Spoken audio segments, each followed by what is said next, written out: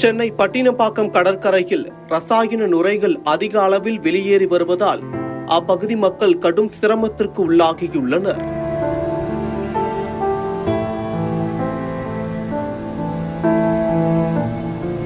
அடையாறு கூவம் ஆற்றில் இருந்து வெளியேறும் கழிவு நீர் கடல் நீரோடு கலந்து நுரைகள் வெளியேறி வருவதால் சுற்றுச்சூழல் பாதிப்பு மட்டும் இல்லாது மீனவர்களின் வாழ்வாதாரமும் பாதிக்கப்பட்டுள்ளது.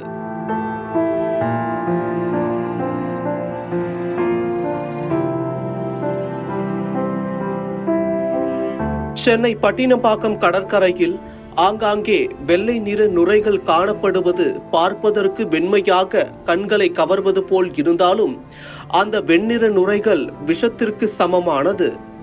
சீனிவாசபுரம் கடற்கரையில் இருந்து அடையாறு முகத்வாரம் வரை சுமார் 1 கிலோமீட்டர் நீளத்திற்கு கடந்த 2 நாட்களாக நுரைகள் வெளியேறி வருவதாக அப்பகுதி மீனவர்கள் தெரிவிக்கிறார்கள்.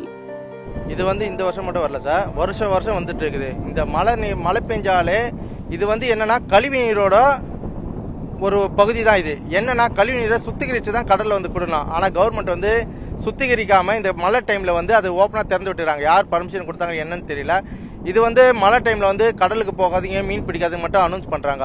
ஆனா கவர்மெண்ட் 3 நாள் 4 நாள் மீன் பிடிக்க போனா சொல்லலாம். ஆனா எங்களை பொறுத்த வரைக்கும் வாழ்வாதாரம் 3 நாள் 4 நாள் முடிஞ்சதுக்கு அப்புறமா ஒரு 20 நாள் 25 நாளுக்கு இந்த கழிவு நீரால மீன் வளர்ச்சி இருக்காது. எங்கள் மீன் பிடியிலும் வருமானம் கிடைக்காது. சுமார் 42 கிலோமீட்டர் நீளம் கொண்ட அடையாறு ஆறு சென்னை நகரின் மைய பகுதியில் தென்மேற்கு திசையில் ஆரம்பித்து தெற்கு திசையில் முடிகிறது.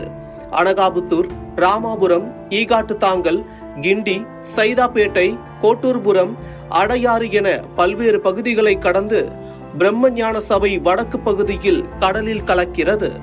அப்படி கடலில் கலக்கும் அடையாறு ஆறு சென்னையில் கழிவு நீரை வெளியேற்றும் பாதையாகவே விளங்குகிறது. குறிப்பாக தொழிற்பேட்டைகளில் இருந்து வெளியேறும் சுத்திகரிக்காத கழிவுநீர், குடியிருப்பு பகுதிகளில் இருந்து வெளியேறும் கழிவுநீர், மருத்துவமனைகள், வணிக வளாகங்கள் உள்ளிட்டவற்றில் இருந்து வெளியேறும் கழிவுகள் என அடையாறு ஆற்றில் சேர்ந்துள்ள கழிவுகள் வடகிழக்கு பருவமழையோடு சேர்ந்து கடலில் கலப்பதால் இது போன்ற நுரை வெளியேறுவதாக ஆர்வலர்கள் கூறுகிறார்கள்.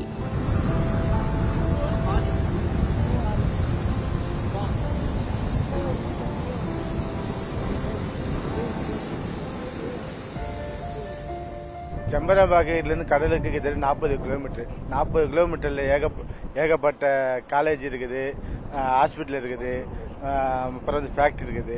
அதுலேருந்து வெளியேற கழிவுகள் அந்தந்த இடத்துல தேங்கி நிற்கும். இந்த செம்பரம்பாக்கை ஏரி டேம் திறக்கும் போது மொத்த கழிவும் சேர்ந்து கடலில் அடையும் போது குறிப்பிட்ட கடல்லேருந்து ஒரு குறிப்பிட்ட மீட்டர் வரைக்கும் மீன் கடலில் இறங்காது. இந்த தண்ணியானது விஷமானதாக அர்த்தம் போகுது.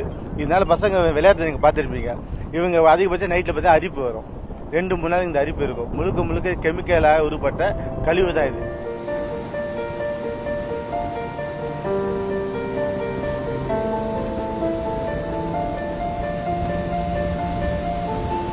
தற்போது பட்டினப்பாக்கம் கடற்கரையில் வெளியேறிய நுரைகளை தமிழ்நாடு மாசு கட்டுப்பாடு வாரிய அதிகாரிகள் மாதிரி சேகரித்துள்ளனர். ஆய்வகங்களில் சோதித்த பின்னர் எந்த மாதிரியான கழிவுகளில் இருந்து இது போன்ற நுரைகள் உற்பத்தியாகிறது என்பதை கண்டறிந்து சம்பந்தப்பட்டவர்கள் மீது நடவடிக்கை எடுக்கப்படும் என தெரிவித்துள்ளனர்.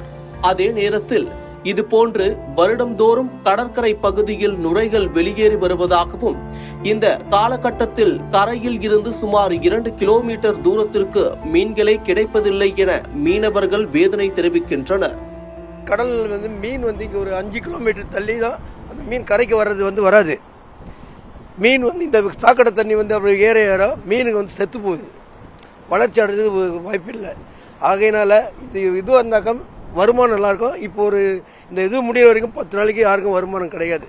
2023ஆம் ஆண்டு மழை வெள்ளத்தில் எண்ணூரில் கட்டா எண்ணெய் கசடுகள் வெளியேறுவது போன்று தற்போது அடையாற்றின் வழியே கழிவுநீர் வெளியேறுவது நுரைகள் உருவாக வழிவகுத்திருப்பதாகவும் இது சுற்றுச்சூழலுக்கு பாதிப்பை ஏற்படுத்தும் என சூழலியலாளர்கள் எச்சரிக்கை விடுக்கிறார்கள். பொதுவாக அலையில் இருந்து நுரைகள் அழகாக வெளியேறும். ஆனால் தற்போது வெளியேறும் இந்த நுரைகளோ ரசாயனமும் கழிவும் கலந்தது.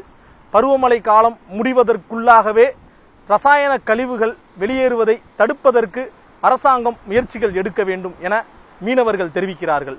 புதிய தலைமுறைக்காக ஒளிப்பதிவாளர் கிருஷ்ணமூர்த்தியுடன் செய்தியாளர் பாலவெற்றிவேல், நவநீத கிருஷ்ணன்.